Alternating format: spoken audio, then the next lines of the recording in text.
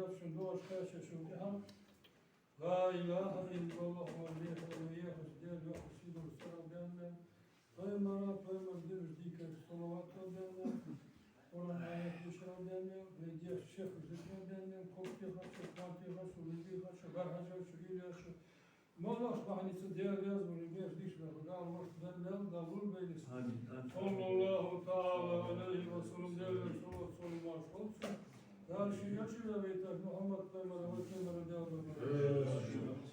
değerli şişinmet orasında öyle bir şey Ustaz her yerde oldum.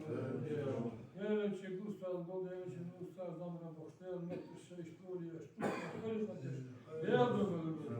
Ben şu biz ashab ustaz, biz ustaz, ben değerli çek işi ustaz bol boşan. Kendinden çok boş yaptan şey. Bu su bir dugur kana. Değerli yıkırda bu sahibi böyle.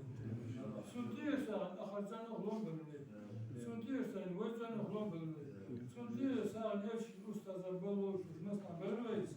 Daha şimdi biz aşkın Resulullah aleyhi ve sellem de saat oradan diye. Nuri berkatı Melsun daha hoş be. Asmış bari içinde daha hoş.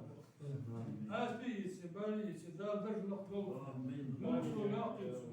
Daha şükretin, açı şefaat, her usta, ben hukumetin kuvaş, daha ağabeytim, sana doğru, ben boyutlarla boyuta.